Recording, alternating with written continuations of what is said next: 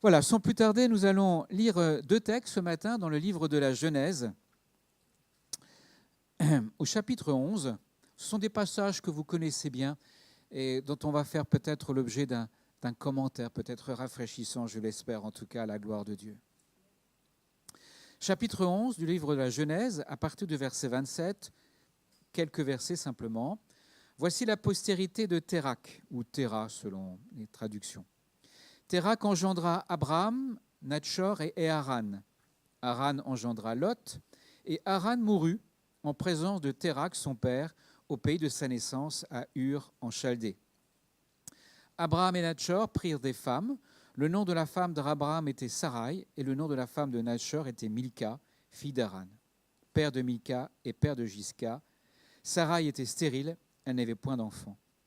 Térakh prit Abraham, son fils, et Lot, fils d'Haran, fils de son fils, et Sarai, sa belle-fille, femme d'Abraham, son fils. Ils sortirent ensemble d'Ur, en Chaldée, pour aller au pays de Canaan. Ils vinrent jusqu'à Charan, et ils y habitèrent. Les jours de Térakh furent de 205 ans, et Térakh mourut à Charan. Chapitre 12, verset 1, quelques versets. L'Éternel dit à Abraham, « Va-t'en de ton pays, de ta patrie, de la maison de ton père, dans le pays que je te montrerai. Je ferai de toi une grande nation et je te bénirai. Je rendrai ton nom grand et tu seras une source de bénédiction. Je bénirai ceux qui te béniront et je maudirai ceux qui te maudiront. Et toutes les familles de la terre seront bénies en toi. » Abraham partit, comme l'Éternel le lui avait dit, et Lot partit avec lui. Abraham était âgé de 75 ans lorsqu'il sortit de Charan. Abraham prit Sarai sa femme et Lot, fils de son frère, avec tous les biens qu'ils possédaient et les serviteurs qu'ils avaient acquis à Charan. Ils partirent pour aller dans le pays de Canaan et ils y arrivèrent au pays de Canaan. Amen.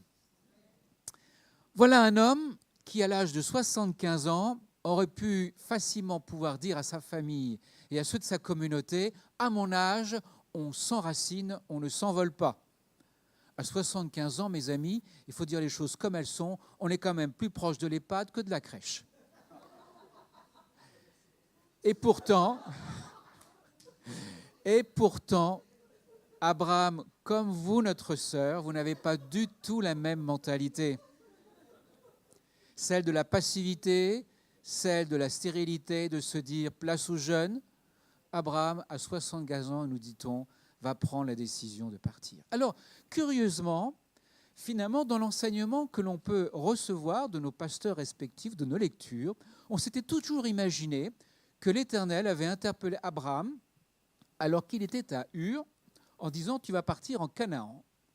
Mais on oublie au passage que cet appel est intervenu non pas à Ur, mais à Charan. Et on découvre ainsi, au détour de versets, que c'est Térakh, son père, qui est parti, théoriquement, en direction de Canaan. Et curieusement, il n'est jamais arrivé en Canaan, il a littéralement échoué dans cette ville qui se situe à Charan. Quand on refait un peu la biographie de cet homme, dont on connaît finalement peu de choses, on découvre donc qu'il a eu 3 fils à un âge avancé, que sur les 3 fils, il y en a un qui est mort à Ur, il avait un fils, Lot, dont vous connaissez parfaitement l'histoire. Et quand ils vont partir à Charan, eh bien finalement, il nous est dit que Térakh va partir avec Abraham, sa femme, Lot, son 2e fils étant mort, le 3e, lui, est resté à Ur. Alors, comment se fait-il, mes amis? Alors que semble-t-il, Térakh avait reçu de l'Éternel, même si ce n'est pas précisé explicitement, mais en filigrane, on peut l'imaginer, un message fort, une vision claire, tu quittes Ur et tu vas en Canaan. Alors vous savez, dans la parole de Dieu, les mots ont une signification spirituelle souvent. Il faut savoir que Térakh veut dire lent, celui qui est lent. Et cet homme était certainement lent à comprendre et surtout lent à agir dans la direction qu'il aurait fallu. Charan, ce n'est pas Canaan, ce n'est pas la même direction. Alors, si vous voyez ces 2 images, l'une représente l'Euphrate, ce magnifique fleuve dont la Bible parle si souvent, que Terah connaissait parfaitement bien. Et tout à l'heure, quand on projettera la carte géographique de l'Irak actuel, mais avec bien sûr l'histoire qui est la sienne, eh bien on découvrira que ce fleuve, et à l'époque de Terah, c'était une région florissante, très civilisée, où le commerce était très important. Et on peut facilement imaginer que dans la tête de Terah, celui qui est lent, il avait ces deux photos dans sa tête. Parce que Canaan, c'est vers l'ouest. Vers l'ouest, ce sont des terres inconnues, semi-désertiques, avec tout ce qui caractérise ces territoires que l'on ne connaît pas, à savoir l'insécurité, les brigands, les risques de mourir en cours de route pour des raisons diverses et variées, alors que Charan, qui était au nord, longe l'Euphrate. C'est un fleuve qu'il connaît quand même certainement très bien. Alors justement, Charan, selon les significations qu'on peut lui donner, veut dire le pays des petits fruits. Alors que Canaan, selon les traductions, ça veut dire le pays des marchands ou le pays des grands fruits. Vous voyez déjà un peu ce que je veux vous partager ce matin. Le Seigneur, et on a loué le Seigneur encore ce matin, a préparé pour chacun d'entre vous le meilleur. Il a un plan A pour chacun d'entre vous. Or, le souci, c'est que très souvent, dans la pratique, nous passons au plan B. Nous avons Canaan pour nous, mais nous choisissons Charan. Alors, c'est vrai qu'il y a peut-être au moins 4 raisons qui expliquent le fait que Terah n'ait pas voulu accomplir ce que le Seigneur lui avait mis à cœur, à savoir d'aller à Canaan. La première raison, peut-être, c'est un besoin permanent de sécurité. Et avant d'aller un peu plus loin, si tu pouvais passer la carte géographique qui suit derrière. Voilà Ur, voilà Canaan, et Haran est là. Vous imaginez que finalement, ce n'est pas du tout la même direction. Alors qu'il aurait dû aller par là, vers l'ouest, Terah a été jusque-là. Autrement dit, il a longé l'Euphrate. Manifestement, Terah avait un besoin de sécurité. C'est tellement plus facile de rester dans une zone de sécurité qu'on connaît bien, qu'on maîtrise parfaitement. Alors lorsque le Seigneur vous demande de sortir de votre zone de sécurité, de faire des choses à laquelle vous n'êtes pas habitué à faire, le premier réflexe que vous avez charnellement, humainement, que nous avons tous, c'est de se dire « Seigneur, non ». Parce que trop âgé, parce que trop fragile, parce que trop intelligent ou pas assez cultivé, pas les bonnes relations. Et la liste, elle est longue de tous les prétextes qu'on met en avant pour dire « Seigneur, choisis quelqu'un d'autre, mais certainement pas moi ». Vous savez, mes amis, on est tous un peu comme ça, ou quelque part, on est des maîtres nageurs d'une petite piscine municipale alors qu'on est propriétaire d'un chalutier qui n'a jamais vu la mer. Vous comprenez ?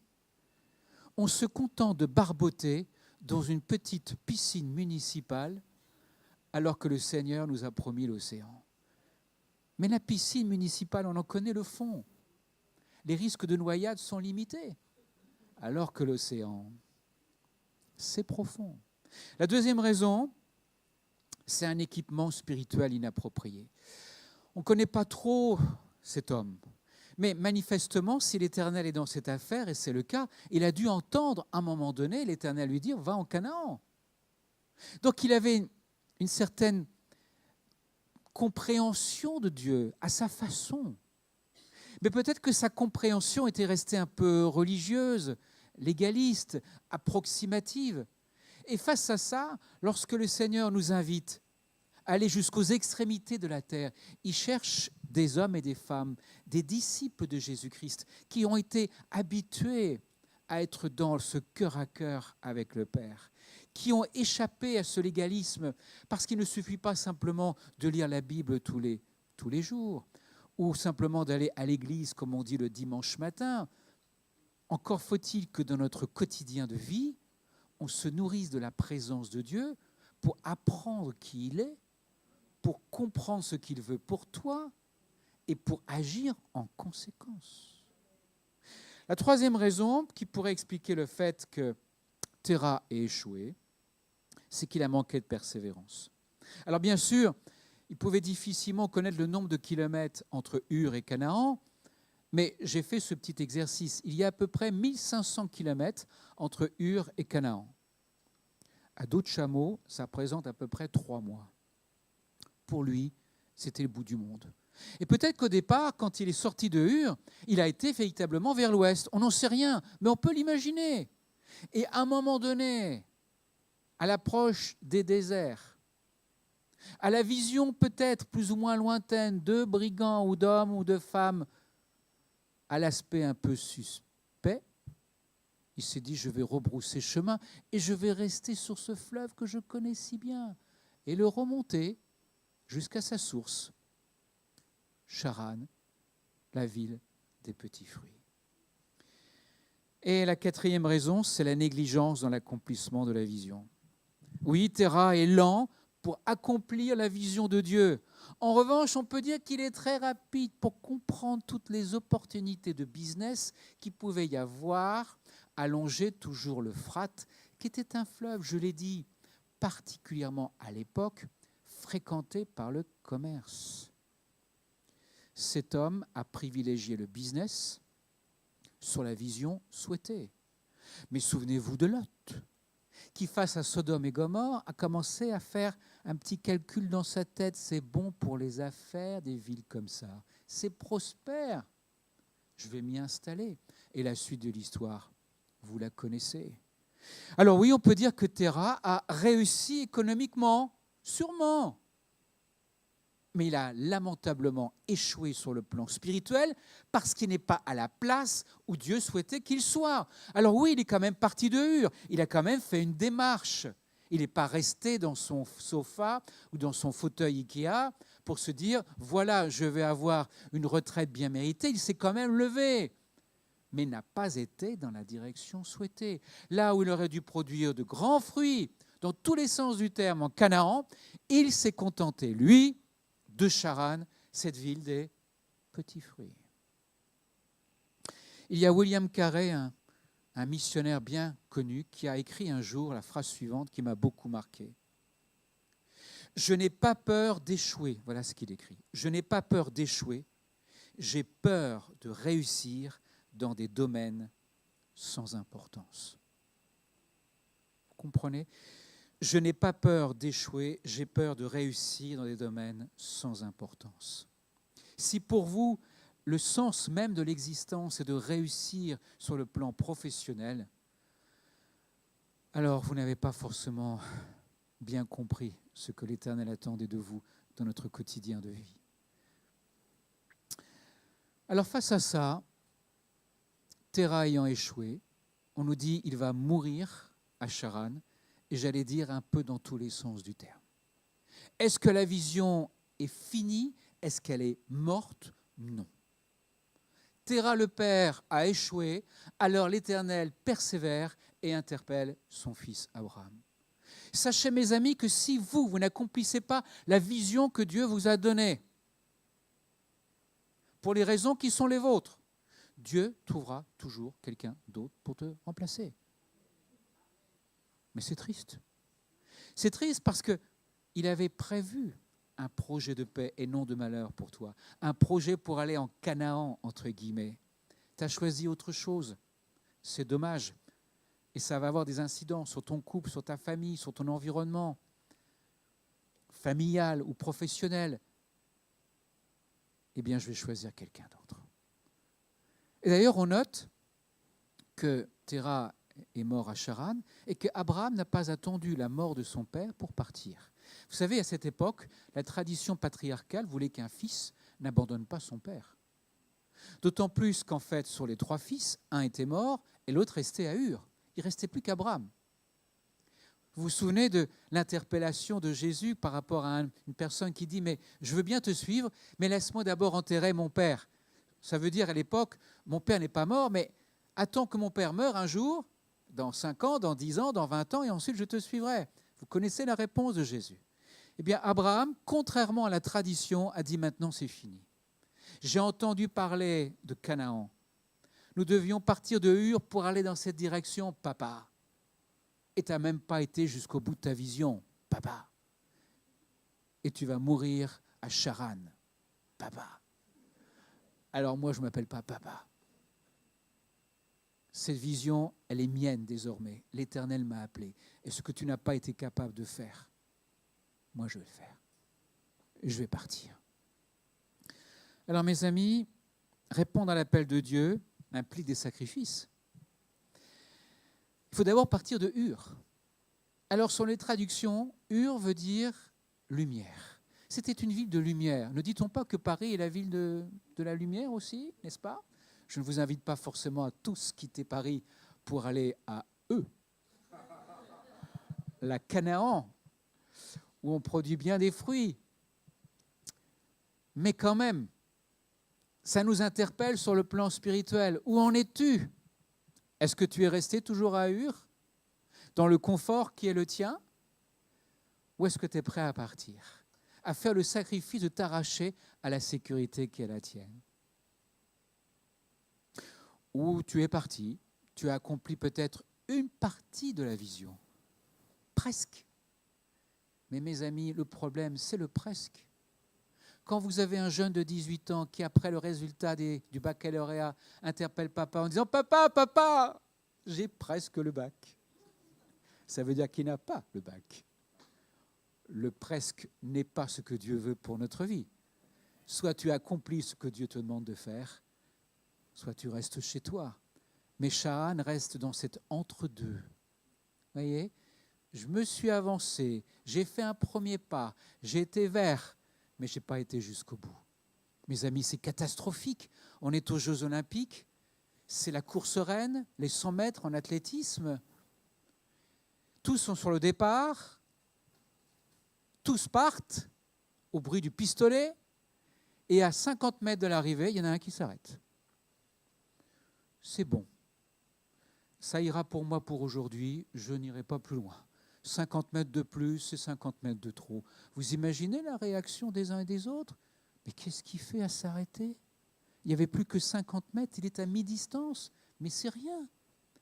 Non, je m'arrêterai à mes 50 mètres, c'est mon Charan à moi. Alors mes amis, on aurait pu s'arrêter là et de se dire, oui, j'ai bien compris le message, il faut que j'aille jusqu'au bout de ce que le Seigneur m'a invité à faire et que j'ai toujours refusé jusqu'à présent de faire. Mais allons un peu plus loin, si vous le voulez bien, parce que ce chemin d'obéissance, qui est celui d'Abraham, a été parsemé de bien d'embûches. Et il y en a une en particulier que vous connaissez bien, que l'on peut retrouver dans le chapitre suivant, où à un moment donné, l'Éternel demande à Abraham de sacrifier son fils, le fils de la promesse, Isaac.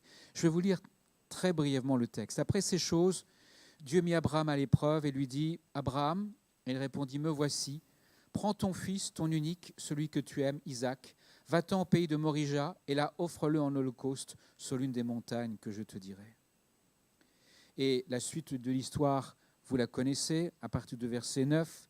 Lorsqu'ils furent arrivés au lieu que Dieu lui avait dit, Abraham y éleva un autel et rangea le bois. Il y a son fils Isaac et le mit sur l'autel par-dessus le bois. Puis Abraham étendit la main et prit le couteau pour égorger son fils. Alors l'ange de l'Éternel l'appela des cieux et dit, Abraham. Il répondit, Me voici. L'ange dit, N'avance pas ta main sur l'enfant et ne lui fais rien, car je sais maintenant que tu crains Dieu et que tu n'as pas refusé ton fils, ton unique. Abraham leva les yeux et vit derrière lui un bélier retenu dans un buisson par les cornes. Et Abraham alla prendre le bélier et l'offrit en holocauste à la place de son fils. Nous avons prié ce matin pour une sœur qui était en difficulté. Je ne connais pas vos vies. Je ne sais pas ce que vous traversez à l'heure d'aujourd'hui. Peut-être, et je le souhaite et je vous le souhaite, vous avez été dans l'obéissance jusqu'à présent. Malgré le fait que nous soyons fragiles, pécheurs, mais malgré tout, le Seigneur nous aime au point de nous faire encore confiance.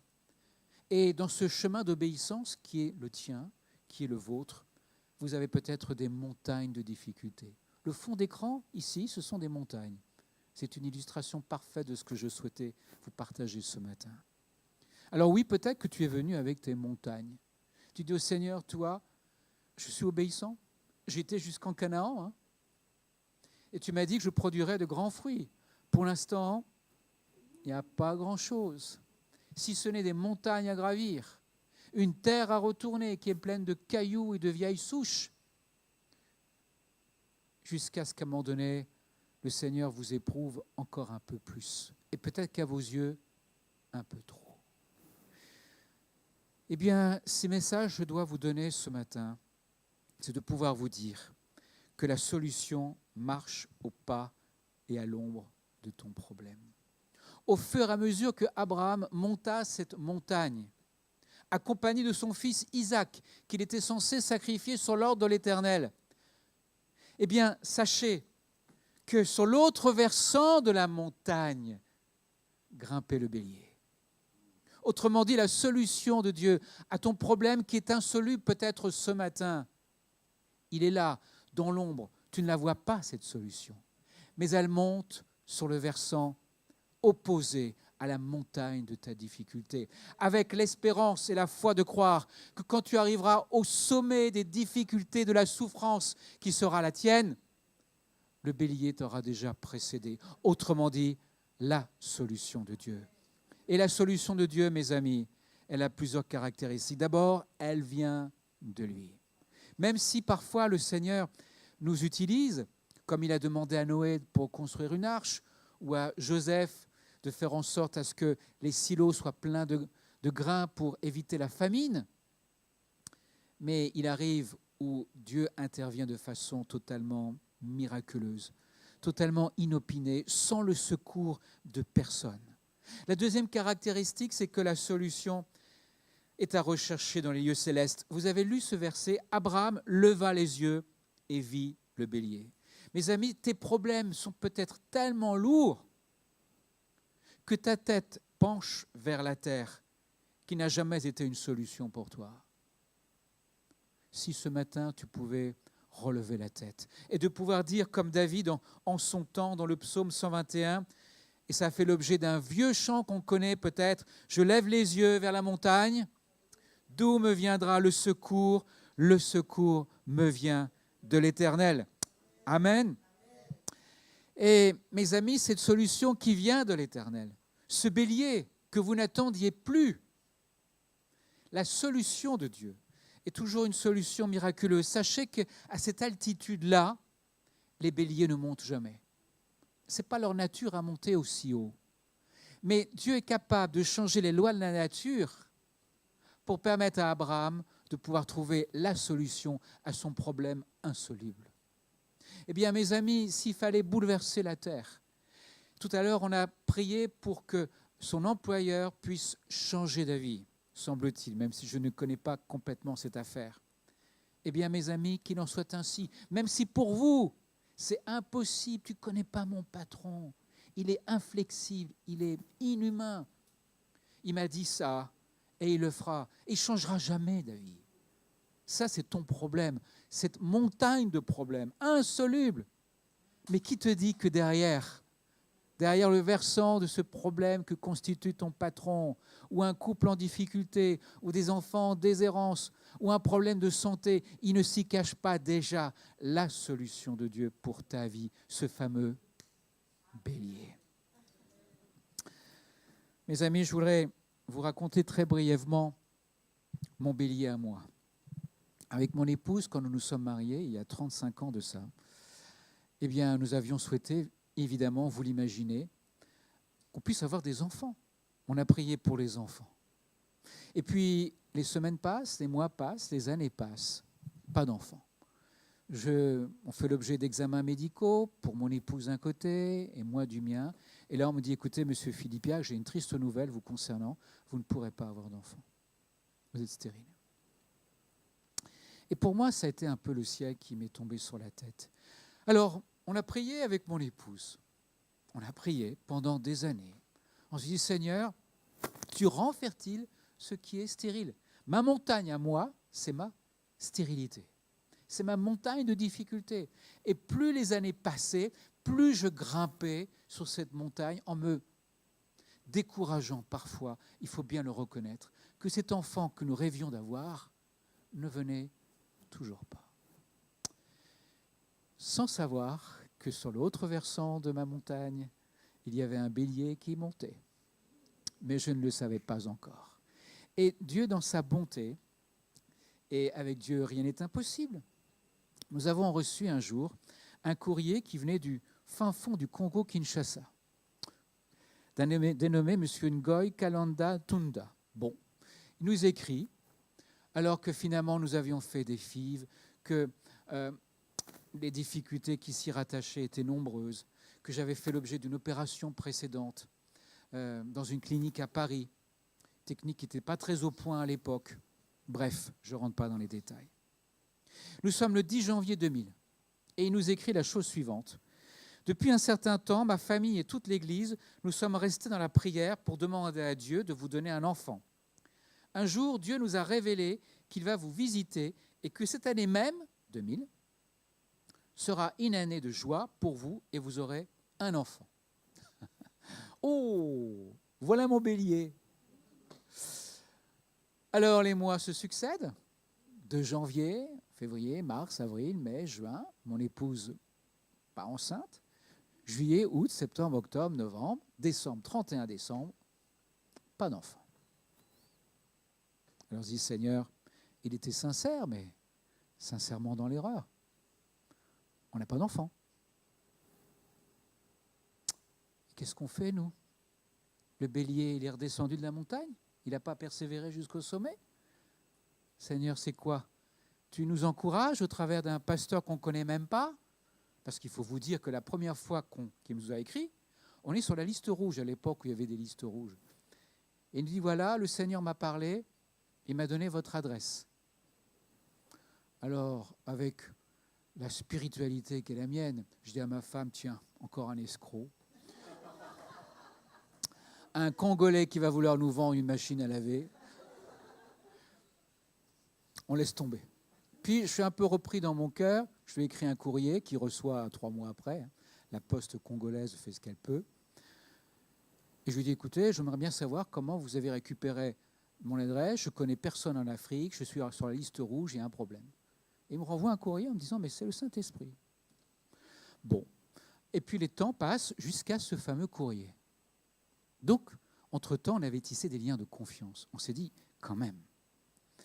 Et à un moment donné, j'étais à mon épouse, et si on adoptait un enfant? Alors vous savez, dans l'esprit d'un bon pentecôtiste, demander à adopter un enfant, c'était pas forcément très spirituel. Parce qu'on s'attend à quelque chose de plus spectaculaire. Et là, toutes les portes s'ouvrent. Je vais vite. Et là, nous avons adopté une petite fille. Voilà, c'est la première fois qu'on la voit, elle est orphelinat, au fin fond de l'Ukraine, à une époque où on ne parlait évidemment pas de ce pays. Et cette petite a 2 caractéristiques. Bon, d'abord, elle est ukrainienne, et ensuite, elle est tzigane, gitane, rome, si vous préférez. Ses parents sont roms. Donc, elle a aussi cette culture-là. Et donc, nous l'avons vue la première fois, c'était en novembre 2001. Et lorsque on récupère son acte de naissance, elle est née le 29 mai 2000. Et là, avec mon épouse, on est subitement ému. Parce qu'on est en train de raccorder les morceaux du puzzle. L'Éternel, qui connaît chacun d'entre nous, savait qu'il y avait au fin fond de la ville de Rouen un couple qui ne pouvait pas avoir d'enfant et qui pleurait tous les jours pour en avoir un. Il savait aussi qu'au fin fond d'une ville qui s'appelle Tcherkassy en Ukraine, il y avait une mère malade et pauvre qui avait décidé d'abandonner sa fille à la naissance. Et il est passé par l'un de ses serviteurs, un pasteur congolais au fin fond du Congo-Kinshasa, pour me dire que oui, on aurait un enfant en l'an 2000, parce qu'elle est née en l'an 2000, même si nous en avons eu connaissance qu'1 an après. Vous savez, c'est la démarche aussi prophétique où on annonce ces événements sans que ceux qui les annoncent aient pris conscience aussi des temps. Donc quand notre frère a prophétisé, vous aurez un enfant l'an 2000, oui, parce que dès la naissance de cet enfant, il était déjà nôtre en 2000, même si nous n'avons vu qu'en 2001, c'était notre bélier. Là, au point où nous étions arrivés, on s'était dit, c'est fichu, on n'aura pas d'enfant. Notre petit et gentil petit bélier est arrivé au fin fond d'un orphelinat ukrainien. Ce que je voulais vous dire par là, et vous l'avez bien compris, c'est que rien n'est jamais désespéré pour Dieu. Quand bien même votre situation serait humainement désespérante, quand bien même, alors que vous gravissez la montagne de vos difficultés, que vous en arrivez au sommet de ce que vous pouvez supporter, et qu'au-delà de cela, ça serait insupportable, ayez la foi de croire, mes amis, et je veux croire qu'il en soit ainsi. Pensez au petit bélier qui grimpe de la même façon que vous. Et vous savez, dans cette histoire, ce qui est extraordinaire, c'est qu'il nous est dit que ce petit bélier était attaché. Autrement dit, il ne s'enfuit pas, il vous attend. Et quand bien même, vous auriez du retard à arriver au sommet, le bélier est là. La bénédiction de Dieu vous attend. Mais il faut aller jusqu'au sommet. Vous imaginez si Abraham n'avait pas voulu atteindre le sommet et s'était dit, je vais sacrifier Isaac à mi-parcours sur le sommet de la montagne. Ça aurait été tragique. Il a été jusqu'au bout du bout, un homme âgé, pour gravir une montagne rude, pour voir enfin ce bélier qui l'attendait.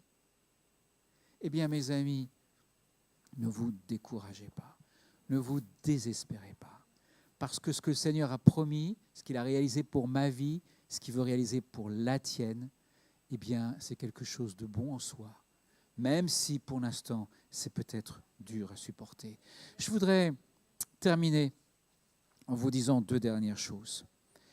De la même façon que la solution marche au pas et au rythme de la souffrance qui est la tienne, le problème marche au pas et à l'ombre de ta désobéissance. À partir du moment où tu t'éloignes délibérément de Dieu et de ses commandements, tu te rapproches dangereusement d'un problème. Vous savez, à partir du moment où Jonas, qui avait reçu l'ordre d'aller vers Ninive, vers l'est, il nous est dit qu'il va prendre un bateau à Tarsis pour aller vers Tarsis, pour aller vers l'ouest. Au moment même où il a mis le pied sur le bateau, il nous est dit qu'il en a payé le prix du voyage. Et il l'a payé dans tous les sens du terme. Car à partir du moment où il a mis le pied sur ce bateau de désobéissance, Dieu a demandé à un gros poisson d'intervenir au large. Il devait aller vers l'est, c'est le soleil levant, c'est l'espérance, c'est l'aurore. Il a été vers l'ouest, le soleil couchant. Jonas, il s'est couché face au diable, face à la désobéissance. Il en a payé le prix. Vous savez, mes amis, il a été raconté, et je veux bien y croire, que finalement, lorsque le Titanic a été construit, les scientifiques ont démontré que le premier jour du début de la construction du Titanic correspondait au moment où l'iceberg s'est détaché de la banquise. Ils ont fait le calcul concernant la dérivation de l'iceberg du Groenland jusqu'à l'impact final sur le bateau. Et il fallait un certain temps. Et le temps correspondant à la construction du bateau, au premier jour de la construction, où semble-t-il, selon la tradition, son futur propriétaire aurait dit « Ce bateau est insubmersible, Dieu lui-même ne pourrait pas le couler. » À l'instant même où il a dit ça, un iceberg s'est détaché de la banquise, avec la suite de l'histoire que vous connaissez. Alors mes amis, je voudrais conclure maintenant. Est-ce que tu es resté à Ur ? Est-ce que tu es content de la vie dans laquelle tu es ? Une vie de sécurité, une vie où finalement tu fais ton trou, comme on dit, sur le plan professionnel, sur le plan des amis, que tout va bien dans ta vie. Alors que peut-être le Seigneur t'avait invité à faire autre chose, tu restes à Ur, la ville des Lumières. de ces lumières artificielles et qui ne donnent pas la vie. Alors peut-être que c'est le temps, peut-être pour toi, de dire « je veux quitter Ur ». Peut-être que tu es arrivé à Charan, tu dis « Seigneur, j'ai commencé à faire des choses pour toi. Oui, tu m'avais demandé de faire ça, ça et ça, mais j'en ai fait la moitié. Quand même, tu pourrais apprécier l'effort. Après l'effort, le réconfort. » Mais Charan n'est pas la destination finale pour toi, mes amis. Ce n'est pas Charan la destination. Ce n'est pas une vie de petits fruits, de petites bénédictions, de petites victoires, de petites délivrances, de petites guérisons. Ta vocation, c'est Canaan. C'est de faire pleinement et entièrement la volonté de Dieu. Même si faire la volonté de Dieu n'est pas chose simple, demandez à vos pasteurs. Il y en a des épreuves, il y en a des difficultés quand on veut servir Dieu. On le sait, ça. On a nos montagnes de difficultés comme Abraham, qui parfois va peut-être vous demander, l'Éternel, de faire des sacrifices qui vous coûtent vraiment. Vos Isaac à vous, c'est quoi? Peut-être que vous tenez tellement à ceci ou cela que vous n'êtes pas prêt à faire la volonté de Dieu parce qu'il y a ce Isaac dans ta vie qui peut être ton travail, ta famille, ceci ou cela, auquel tu tiens tellement. Et tu te dis, mais ce n'est pas possible. Ou peut-être que tu es dans la difficulté telle que tu ne rêves même plus de l'existence des béliers. Cet animal, il est proscrit dans ta vie. Non, Dieu lui-même ne peut plus rien faire pour moi, je suis désespéré. Eh bien, c'est votre vocation à croire que ce bélier peut être pour vous la solution que Dieu a préparée. Alors, courage, mes amis. Nous allons écouter un chant pour conclure. C'est l'occasion pour vous de faire le point, là où vous en êtes, sur le parcours de vie qui est le tien. Ur, Charan ou Canaan. Et à la suite de cela, je me permettrai de faire un appel. Alors, bon courage à chacun. La vie continue, elle n'est pas facile, mais comme l'Éternel a pu dire à Josué, alors que Moïse était mort, fortifie-toi et prends courage. 3 fois il l'a dit, fortifie-toi et prends courage. Il savait que ça serait dur.